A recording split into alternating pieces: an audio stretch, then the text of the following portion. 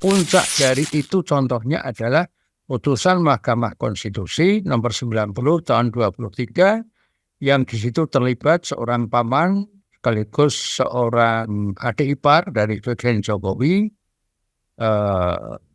yang terkait dengan pencalonan anak kandung Presiden Jokowi yang bernama Gibran.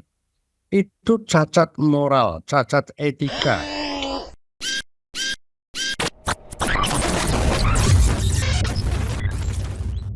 Halo sahabat integritas, jumpa lagi di program Buka Kartu. Hasil quick count Pilpres 2024 keluar. Semua lembaga yang menayangkan quick count menunjukkan bahwa paslon 2, Prabowo Gibran mengungguli, bahkan ada potensi menang satu putaran dalam Pilpres 2024. Di tagar Twitter ramai orang mendiskusikan, membahas soal matinya demokrasi ketika mereka melihat hasil dari quick count yang ditampilkan ya di berbagai media. Nah, untuk membahas kira-kira bagaimana masa depan demokrasi kita ya pasca Pilpres 2024 ini, kita akan mendiskusikan dengan Pak Bushro Mukhodas. Pak Bushro Mukhodas ini bisa kita sebut sebagai ya bapak kita lah ya, yang selalu mengayomi gerakan demokrasi, HAM, anti korupsi di Indonesia. Sepak terjangnya juga sangat luas, pengalamannya di bidang hukum, HAM, demokrasi juga sangat luas. Beliau adalah mantan ketua sekaligus anggota Komisi Yudisial. Begitu juga pernah menjadi ketua Komisi Pemberantasan Korupsi dan juga menjadi pengurus di pengurus pusat Muhammadiyah begitu ya. Mengajar juga di kampus begitu, sehingga aktivitasnya juga masih sangat padat. Nah, di tengah kepadatan dan kesibukannya sebagai akademisi, sebagai aktivis ya, meskipun sudah senior tapi tetap punya aktivisme yang menyala, kita ingin membahas itu dengan Pak Bushro. Pak Bushro, Assalamualaikum, apa kabar?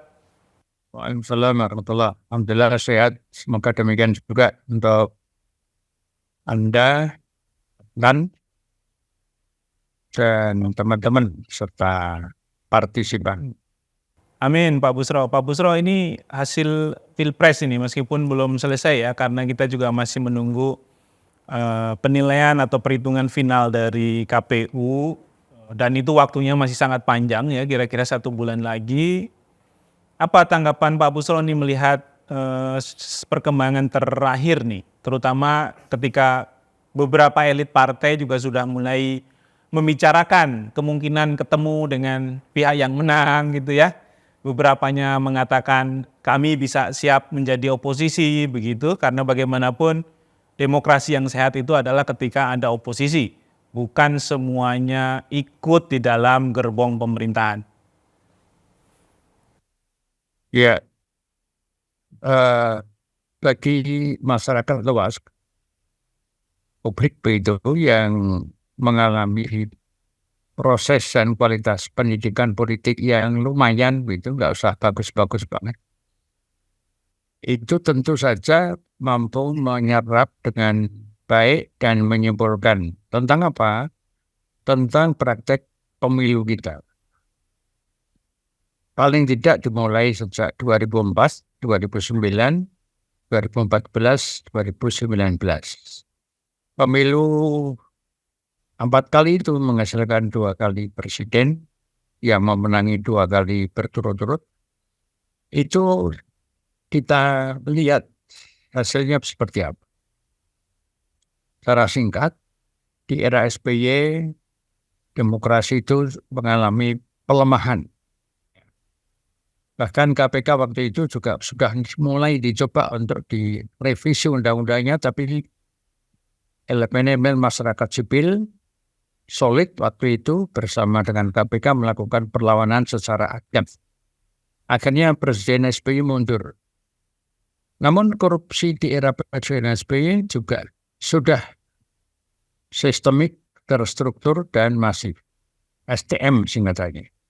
Nah, di era Presiden Jokowi hampir 10 tahun ini lebih parah, lebih ugal-ugalan, dan lebih kalap. Sama STM-nya, sistemik, terstruktur, dan masif. Korupsi di semua lini, dan seterusnya. Dan ditandai juga dengan kerisauan yang sangat amat, yaitu tidak ada demokrasi di DPR. Karena tidak ada partai koalisi yang total. Lalu kemudian diikuti juga dengan semakin menguatnya oligarki bisnis dan oligarki politik. Yang kedua, oligarki ini saling memerlukan peran dan saling memerlukan bantuan. Bantuan apa saja? Tentu saja dari segi politik, kekuatan oligarki bisnis ini tidak bisa bergerak sama sekali ketika tidak punya payung politik di lembaga-lembaga eksekutif maupun yudikatif dan sekaligus legislatif. Kesimpulannya apa? Dari 4 kali pemilu itu sesungguhnya demokrasi kita itu secara terang benderang itu mengalami pelemahan karena memang dilemahkan. Sistematik sekali. Kalau tahu ada praktik demokrasi itu kulitnya saja, itu kamuflase saja, performanya saja, tapi substansinya demokratisasi di bidang tambang, di bidang pertanian, di bidang pupuk, di bidang pajak, di bidang pendidikan bahkan itu sama sekali tidak signifikan. Oleh karena itulah bagi saya antara lain sebagai warga negara biasa itu melihat pemilu yang kemarin itu kemenangan yang dipertanyakan dari segi legitimasi moralnya. Pertanyaannya, apakah pemilu butuh kemenangan yang legitim secara moral? Jawabannya kenapa tidak? Kalau sekedar kemenangan bersifat legal, mana yang legal di Indonesia ini tidak ada contoh bahwa peraturan-peraturan, keputusan-keputusan yang legal itu justru itu melegalkan immoralitas, melegalkan ketidakadilan sosial. Puncak dari itu contohnya adalah putusan Mahkamah Konstitusi nomor 90 tahun 23 yang di situ terlibat seorang paman sekaligus seorang adik ipar dari Presiden Jokowi yang terkait dengan pencalonan anak kandung Presiden Jokowi yang bernama Gibran. Itu cacat moral, cacat etika dan sudah dibuktikan oleh putusan Mahkamah Konstitusi oleh MK Mahkamah Kehormatan Angka. Dengan demikian, kalau menang secara legal saja, di Indonesia tidak bisa, apalagi ketika dihadapkan bahwa rakyat itu dalam proses kemiskinan dan pemiskinan politik, ekonomi, budaya, bahkan pemiskinan agama. Karena saya katakan agama lebih banyak berada di ruang-ruang yang belum membumi dengan problem-problem demokrasi, penegakan hukum, dan begitu.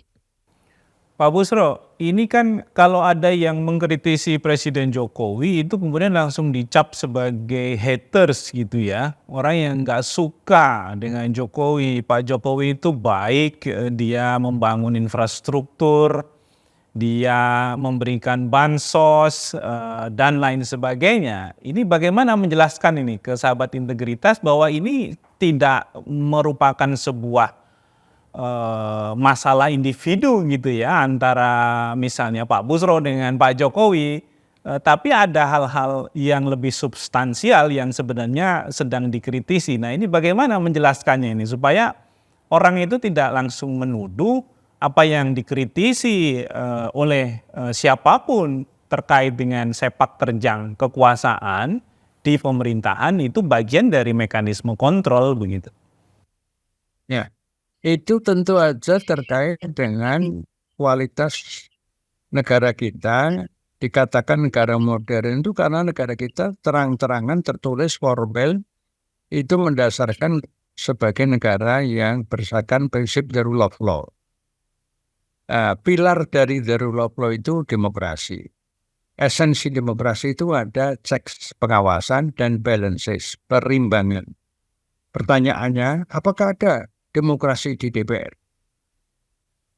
Apakah ada demokrasi di proses-proses pemerintahan Jokowi. Yang terakhir misalnya sejumlah peraturan perundang-undangan yang tadi sudah saya sebut, saya tambahkan ada Undang Minerba, Undang-Undang Cipta Kerja, Undang-Undang Kesehatan, Undang-Undang KPK yang baru di era Presiden Jokowi itu, di mana KPK sudah dalam posisi dilumpuhkan, bukan dilemahkan, dilumpuhkan secara institusional. Dan motif dari pelumpuhan itu apa? Ya fakta berbicara bahwa KPK selama itu artinya selama KPK yang original berdasarkan Undang-Undang Nomor 30 tahun 2002 itu KPK independen. Kemudian tidak di bawah presiden. Ya, oleh karena itulah maka saat itu KPK mempunyai fokus pencegahan dan penindakan yang integratif, yang progresif, yang ofensif. Semuanya itu di atas nilai-nilai hukum, keadilan, kejujuran. Nah, di tangan Presiden Jokowi itu KPK lumpuh karena Undang-Undang yang baru nomor 19 tahun 2019 disahkan oleh Presiden, ditandatangani. Dan proses pembahasan RUU revisi Undang-Undang KPK itu menelan 2 korban tewas, ya, 2 mahasiswa. Ketika mereka tanpa bayaran begitu, tanpa ada sponsor apapun juga melakukan demonstrasi bersama yang lain, kekuatan-kekuatan masyarakat sipil yang lain, pelajar bahkan di samping mahasiswa dan aktivis tentunya. Nah, seperti itu kan tidak mengalami proses secara aktif melalui pendidikan politik dengan bahasa yang populis kepada masyarakat. Akibatnya masyarakat dibuai dengan prestasi jembatan flyover gitu, jalan tol sebagainya. Yang itu semuanya sampai pada BLT itu kan semuanya APBN. Tapi disesatkan dengan sesesat-sesatnya bahwa itu BLT itu datang dari Jokowi. Oleh karena itu kita harus terima kasih pada Presiden Jokowi, itu kata seorang ketua umum partai politik. Seperti itulah sebetulnya merupakan gejala yang sangat memprihatinkan. Elit politik kalau sudah dijinggapi dengan sifat-sifat yang menganggap kebohongan itu bukan suatu dosa sejarah, dosa agama yang harus dipertanggungjawabkan kepada Tuhan nanti. Tapi kebohongan itu justru menjadi kebutuhan yang dilegalkan. Nah, akibatnya masyarakat tidak tahu. Satu, yang kedua, masyarakat dalam posisi semakin miskin dan dimiskinkan. Dimiskinkan secara struktural. Kasus Rembang, kasus Wadas, kasus Pagal Banyuwangi, kasus Kalimantan, kasus Papua, kasus Morowali, itu sebagian kasus yang menggambarkan proses-proses pemiskinan lewat payung politik yang namanya PSN. PSN, Proyek Strategis Nasional. Nah, ketika masyarakat mengalami proses kemiskinan, maka BLT yang 100.000, minyak goreng yang 1 liter dan seterusnya, diberikan di saat-saat pemilu, itu sudah bentuk manipulasi terang-terangan. Kebohongan terang-terangan tanpa ada rasa malu. Nah, lengkaplah sudah ketika Presiden Jokowi itu mempunyai menantu yang jadi wali kota mana? Solo, Medan. Medan kan, Bobi. Itu kalau Presiden Jokowi memiliki sense of ethic tentang leadership, ya, di antara sense of ethic itu ialah rasa malu. Maka rasa malu ini akan menjadi modal penting bagi pemimpin siapapun juga dan akan mempengaruhi kualitas kepemimpinannya secara hakiki. Sesungguhnya sejak itu Presiden Jokowi itu melarang dengan bijak kepada menantunya itu, selama Bapak masih jadi presiden, kamu jangan menjabat jabatan-jabatan eksekutif. Ini indah banget. Malah ditambah dengan anak sulungnya, jadi wali kota Solo. Tambah lagi nggak puas dengan itu, anak bungsunya baru beberapa hari menjadi anggota partai PSI, apa? PSI.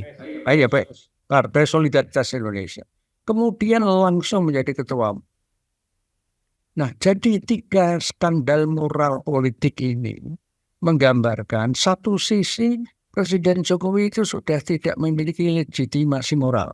Tapi sisi lain yang Anda tanyakan tadi, kenapa masyarakat sekarang justru terbuai? Nah, itulah satu sisi masyarakat itu tidak hanya miskin secara ekonomi, tetapi miskin secara pendidikan politik. Karena apa? Karena tidak ada pendidikan politik yang intensif, konsepnya jelas, clear, itu terbuka. Yang ini mestinya menjadi kewajiban parpol-parpol. Tapi juga jangan hanya parpol-parpol, merupakan pendidikan bagi civil society organization. Organisasi keagamaan misalnya, selama ini sudah menjalankan fungsinya yang bagus, tapi akan lebih indah jika organisasi keagamaan itu memasuki wilayah-wilayah politik keagamaan, politik nilai.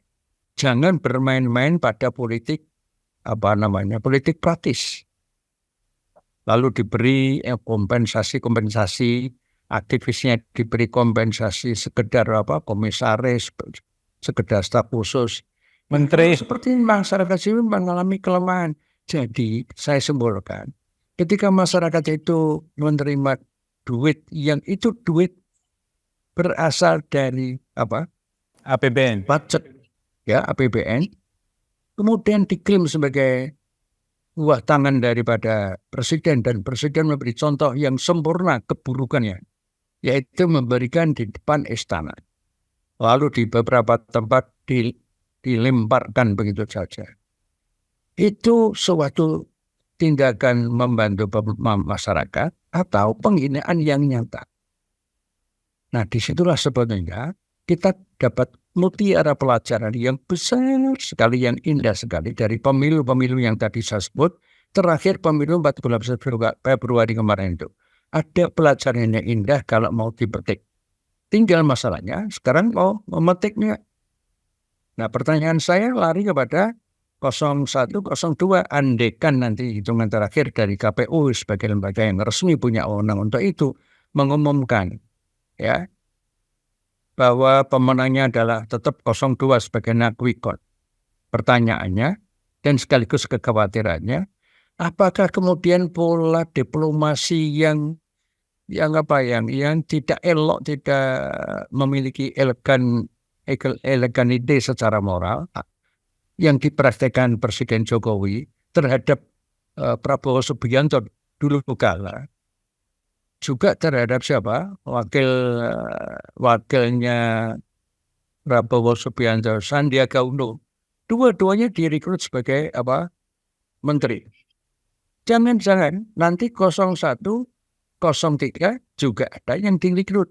Kalau ini yang terjadi, itu adalah pembunuhan nilai-nilai ruh dan komitmen demokrasi. Oleh karena itu kita tunjukkan kesayangan kita kepada 01, 03 untuk betul-betul demi good legacy individu, apalagi partai yang mengusungnya. Maka kalau memang itu kalah, tempuh ke MK 1, walaupun strategi ke MK itu harus dipikirkan bersama-sama. Kedua, yang penting juga, tolak dengan adab, dengan santun tentunya. Kalau kemudian direkrut menjadi sejumlah menteri di kalangan kabinet dari presiden, kalau jadi ini presiden Prabowo dan Wapres Gibran, begitu. Pak Busro, ini saya mau jelaskan juga ke sahabat integritas ya, penonton kita ini, kenapa tadi Pak Busro begitu ngelotok membahas indikasi pelanggaran HAM ya dalam pelaksanaan proyek strategik nasional ya di berbagai daerah. Ini kan karena Pak Busro terlibat langsung dalam advokasi atas berbagai macam pelanggaran-pelanggaran HAM itu gitu ya. Jadi sahabat integritas bisa paham kenapa Pak Busro tadi menjelaskan begitu banyak contoh-contohnya. Pak Busro, saya akan ke Bang Ayub dulu ya. Sebentar, sebelum masuk ke Pak Busro lagi. Bang Ayub, catatannya. Siap. Catatannya untuk melihat beberapa tahun ke depan, kita harus melihat beberapa proses ini. Beberapa proses ini kita lihat bahwa pemujaan yang besar terhadap Pak Jokowi sebelumnya menghasilkan pola-pola demokrasi yang tidak terawasi oleh masyarakat. Masyarakat cenderung tidak terlibat dalam proses pembentukan hukum, dalam proses berlangsungnya aturan hukum, cenderung abai. Tapi seharusnya ke depan bisa, ketika sudah mulai terlihat masalahnya, sudah terlihat kekejamannya mungkin, dan dibuka semakin luas, maka akan muncul anomali-anomali, akan terlihat anomali-anomali utamanya dalam analisis-analisis, akan muncul loncatan-loncatan terhadap proses pengawasan bernegara kita di kemudian hari. Bahwa untuk melegitimasi sebuah keputusan dari pejabat negara, kita perlu secara bersama-sama mengawasi dan meneruskan, berdiri bersama, mungkin berdiri bersama dengan Pak Busro untuk menjaga agar apa yang terjadi sebelumnya, dilepaskannya negara untuk melakukan legitimasi terhadap segala sesuatu hal, seolah-olah semua yang dilakukan Jokowi itu adalah hal benar karena dia adalah orang baik, itu sudah mulai dipertanyakan dan memunculkan anomali bahwa apakah benar, apakah baik semua yang dilakukan. Apalagi kemudian pasca Pilpres ini jika memang benar dimenangkan oleh Pak Jokowi kembali, karena kita melihat bahwa saya masih melihat bahwa yang menang dalam Pilpres ini bukanlah bukan Pragi, bukan 01, 02, 03, benar-benar 00. Selamat datang, bahwa yang menang adalah Pak Jokowi kembali menang untuk periode berikutnya, dan yang kalah bukan 01, bukan 02, 03, yang kalah adalah demokrasi. Dan dengan kalahnya demokrasi dalam proses pemilihan ini, maka memunculkan ruang kritik yang sangat luas untuk di masa depan. Kita harus bersama-sama menjaga iklim kritis ini terhadap sistem pemerintahan, supaya apa yang disampaikan oleh Pak Busro tadi, keugal-ugalan dalam proses bernegara itu tidak terus dibenarkan dengan buayan bahwa yang dilakukan oleh orang yang terlihat baik itu benar-benar hal-hal baik untuk negeri, bukan hal-hal baik untuk dirinya dan oligarkinya, mungkin dan kroninya. Itu mungkin yang menjadi satu tapal awal untuk melihat bagaimana masa depan demokrasi kita. Selamat datang kembali Pak Jokowi sebagai presiden di belakang layar, dan selamat jalan demokrasi. Saya kembali ke Pak Busro. Tadi ada yang ironis, demokrasi mati melalui proses demokrasi.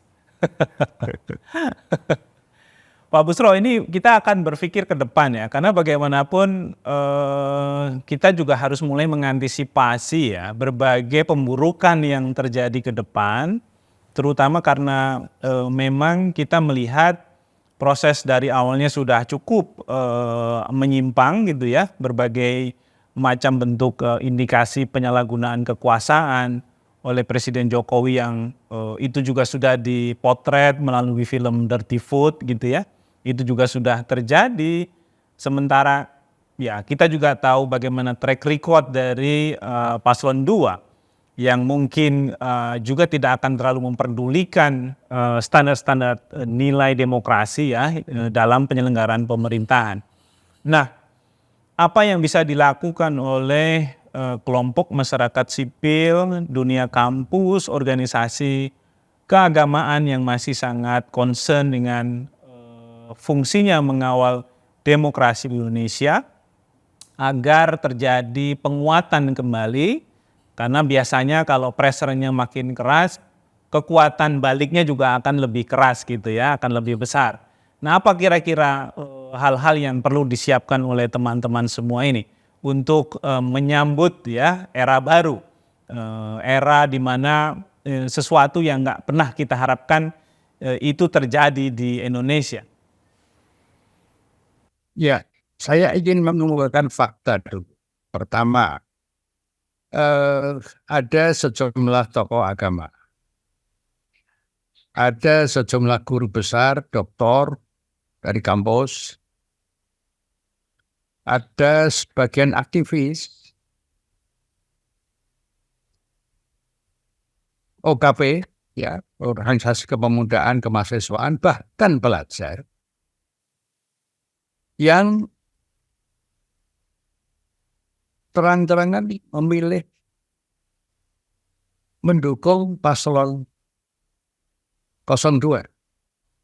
Seakan-akan mereka itu tidak memahami. Saya ulang lagi, seakan-akan mereka itu tidak memahami track record atau riwayat rekam jejak paslon itu. Padahal rekam jejak sangat amat penting. Sangat amat penting. Kalau ini diremehkan, itu berarti manipulasi sejarah. Sejarah dalam arti perilaku orang itu. Nah, satu mungkin yang kedua, tokoh-tokoh itu timbul pertanyaan, mengapa aktif di situ, memilih di situ? Apakah ada konflik of interest, kepentingan? Nah, di beberapa tempat sulit untuk dibantah fakta-fakta yang menunjukkan bahwa pembagian BLT dan sejenisnya juga dilakukan oleh sebagian mereka itu dalam berbagai macam bentuk. Satu, yang kedua. Yang ketiga, yang menerima pembagian itu adalah sebagian aktivis juga. Apakah ini bukan suatu penistaan, penghinaan nyata oleh kelompok intelektual gitu, yang maaf yang dipertanyakan keluhuran integritasnya, kecendekiawannya dengan langkah-langkah yang kumuh dan niradab seperti ini. Nah, fakta ini saya ungkapkan agar masyarakat memahami bahwa ada motif yang betul-betul tulus. Tidak ada kepentingan duit dan jabatan sama sekali untuk paslon tertentu. Sebaliknya untuk paslon yang lain itu sangat kuat. Nah, apa hubungannya dengan masyarakat sipil? Mungkin saya mengalami satu keterbatasan analisis ya, bahwa situasi sekarang ini secara tidak langsung itu juga merupakan impact sosial, impact politik akibat dari satu, kalangan tokoh masyarakat sipil itu ada dua kategori. Satu, diam, dan ini tidak tanggung jawab. Yang kedua, tidak diam, tetapi justru terang-terangan memihak kepada paslon tertentu yang di situ ada latar belakang kepentingan finansial dan sejenisnya. Nah, sehingga situasi ini kita pertanyakan, apakah itu sudah tercipta berapa tahun yang lalu? Kalau saya mau naik dari 2004, 2009 dan seterusnya, di mana masyarakat sipil fluktuatif, dia naik turun komitmennya begitu. Situ masyarakat sipil itu tidak semuanya ya itu memberikan sumbangan secara pasif terbentuknya situasi yang sangat amat buruk sekarang ini sehingga masyarakat mudah dijajah. Saya gunakan kata dijajah ya dengan buaian-buaian material yang tadi sudah disebutkan. Nah, di samping itu juga ada gap kepemahaman antara relasi tentang arah politik perundang-undangan dengan penegakan hukum dan dengan penyelenggaraan pemilu sebagai sendi demokrasi. Itu banyak sekali. Coba kalau misalnya ada yang melakukan survei, itu menarik sekali. Persentase terbesarnya kemungkinan besar mereka tidak memahami adanya korelasi beberapa variabel itu, beberapa faktor itu. Nah, oleh karena itu ke depan kita melihat fakta kemarin, ditambah juga fakta itu antara lain bagaimana seorang presiden dengan terang-terangan berusaha secara formal membenturkan asosiasi atau kepala-kepala daerah seluruh Indonesia, bahkan membenturkan institusi Polri dan TNI untuk dibenturkan dengan rakyat dengan cara-cara yang dikehendaki oleh presiden. Nah, oleh karena itulah maka berat sekali. Tapi ini jalan pendakian yang mulia, jalan kenabian, jalan profetik. Dari saya sendiri dengan sejumlah aktivis ya, termasuk aktivis lintas NGO, tidak pernah ada keluhan-keluhan yang mengarah kepada sikap pesimisme, enggak ada sama sekali.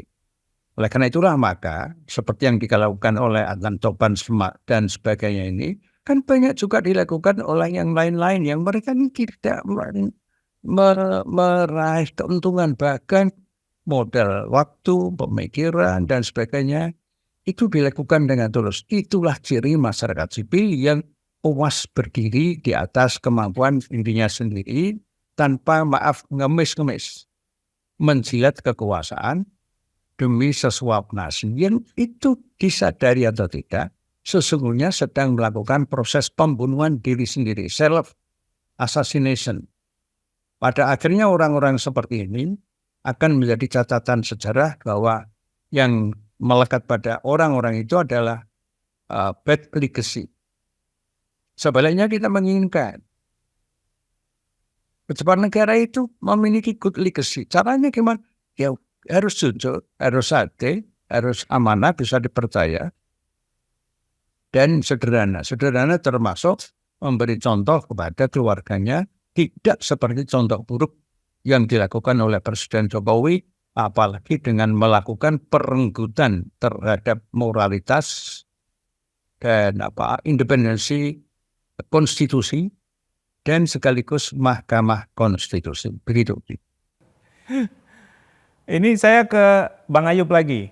Apa kira-kira yang bisa dilakukan ya oleh teman-teman kelompok masyarakat sipil, para akademisi, guru besar yang masih cukup konsisten menyuarakan ya kebenaran, komitmen mereka gitu ya untuk mengawal dan menjaga nilai-nilai, etika, moralitas publik gitu ya. Yang memang jalan itu mungkin jalan yang agak sepi gitu. Karena yang rame itu kan yang ada gula-gulanya ya, yang tadi yang disampaikan Pak Buchro ya ada konflik kepentingan di dalamnya, ditawari komisaris lah, ditawari menteri lah, mungkin jadi inilah, jadi itulah, atau bahkan mungkin nanti ada proyek yang dikerjakan oleh mereka sebagai kompensasi atas dukungan-dukungan politiknya gitu. Nah tentu kan kita tidak menginginkan itu menjadi praktek yang biasa gitu ya di dalam penyelenggaraan negara kita. Karena bagaimanapun tata kelola itu penting, batas-batas mana aturan main yang menjunjung tinggi prinsip transparansi, akuntabilitas, etika publik, itu juga tetap harus dijunjung karena bagaimanapun juga itu adalah bagian dari pelaksanaan prinsip-prinsip demokrasi di sebuah negara. Nah kira-kira apa yang bisa dikerjakan oleh mereka? Siap Kang. Begini, terkait sudut pandang yang selama ini kita bahas, etika moral dan bagaimana mempertahankannya, satu, menyatukan paradigma itu penting bahwa di setiap lini ya utamanya bahwa berhukum itu bukan hanya sekedar berundang-undang. Berhukum itu untuk manusia di atas pondasi moral. Itu yang paling penting. Bahwa ketika kita bicara politik, tidak hanya bicara kepentingan, tapi kita bicara polite and ethics. Kita bicara, saya ulang lagi, polite and ethics, kita bicara etika dan kesopan santunan. Dalam berhukum, dalam bernegara, dalam menjalankan sistem pendidikan, sehingga bisa muncul yang namanya diskursus bersama terkait equality before the law. Itu bukan hanya semua orang sama di mata hukum, tapi equality first and then the law. Kesamaan hak kita dulu bisa diperjuangkan secara bersama, baru kemudian kita bicara bagaimana rule of law-nya, bagaimana aturan hukumnya, bagaimana undang-undangnya, sehingga kita bisa sama-sama mendorong di kedepan hari lahirnya benar-benar bergelit Rechtsstaat, bukan hanya Rechtsstaat. Kalau kita hanya bicara Rechtsstaat, negara hukum, yang penting ada undang-undangnya. Itu yang tampil sekarang. Itu yang muncul sekarang. Negara ini hanya berundang-undang saja, maka dia jadi Rechtsstaat. Kalau hanya berundang-undang saja, Xi Jinping pun punya undang-undang. Mao Zedong pun punya undang-undang. Kim Jong Un juga punya. Kim Jong-un pun punya undang-undang. Semua berundang-undang, tapi bukan berarti yang dia menjadi Rechtsstaat yang diharapkan. Rechtsstaat yang diharapkan adalah bergelit Rechtsstaat. Rechtsstaat yang berbasis kemasyarakatan. Yang tujuannya adalah mensejahterakan masyarakat, menjaga hak-hak masyarakat. Menjaga hak-hak masyarakat ini adalah jalan yang ditempuh oleh tidak semua orang, bahkan riuh disoraki sebagai pencaci penguasa.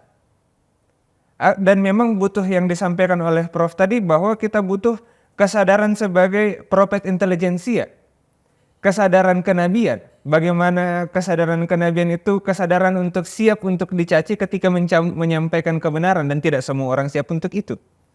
Dan memang secara bersama-sama kita butuh diskursus baru terkait keadaan Indonesia hari ini, dan menuju langkah baru untuk Indonesia di masa depan, bahwa memang jalannya gelap gulita di depan sana, benderang demokrasi sudah mulai mati, akan tetapi harapan dan diskursus yang kita bangun bersama, yang saling bersaut-sautan di jalur gelap ini, kita harap bisa mengarahkan masyarakat untuk kembali ke jalan negara hukum yang kita harapkan. Walaupun mungkin tidak mudah, mungkin bukan 10 tahun, mungkin bisa jadi 13 tahun. Karena ada yang cuma 2 tahun mau jadi presiden. Bisa jadi seperti itu. Tapi di tengah kegalauan ini, kalau kita berhenti berjuang, kalau kita berhenti bersuara, kalau suaranya Pak Busro berhenti, kemudian disusul dengan berhentinya suara saya, Mas Adnan, suara ini akan menjadi hening dan hilang. Kita semua akan jalan dalam keadaan meraba.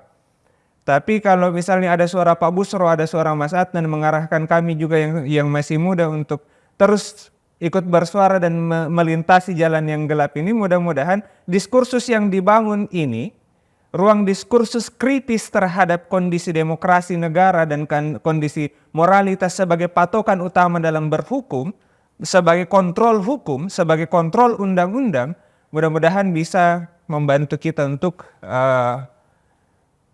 jalan bersama.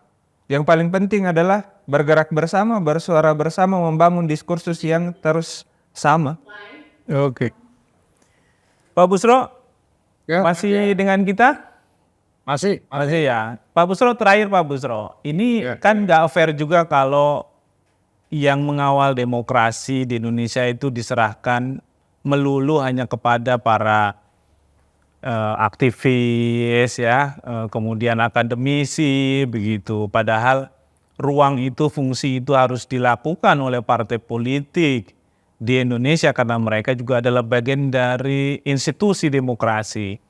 Nah, dengan peta hasil Pilpres yang sudah mulai terbaca, apa yang mesti dilakukan oleh partai pendukung paslon 1 dan 3 terutama, agar ya kita tidak melakukan repetisi cara-cara pemerintahan Jokowi kemarin, sebagaimana yang tadi sudah disinggung oleh Pak Busro? Saya banyak meminta pendapat, melakukan diskursus begitu, istilah rekan Ayub tadi, dengan teman-teman yang memilih jalan kritis, etis dan konstruktif terhadap isu-isu demokrasi. Kesimpulannya, salah satunya ialah bahwa situasi politik jauh sebelum pemilu kemarin pun, apalagi sekarang, itu yang kerok politiknya adalah ada 3. 1, undang-undang partai politik, yang di situ tidak ada prinsip keterbukaan, kejujuran mengenai dari mana uang diperoleh, dana diperoleh, dan apalagi penggunaan. Partai politik juga nggak ada batasan tentang ketua umum berapa periode boleh, berhak, pantas ya, sekali lagi pantas menjadi ketua umum pusat. Karena partai politik tanpa kaderisasi itu bukan partai politik, itu perusahaan keluarga atau perusahaan kelompok. Nah yang kedua adalah undang-undang pemilu dan yang ketiga undang-undang pilkada. 3 undang-undang ini sebagai biang kerok politik.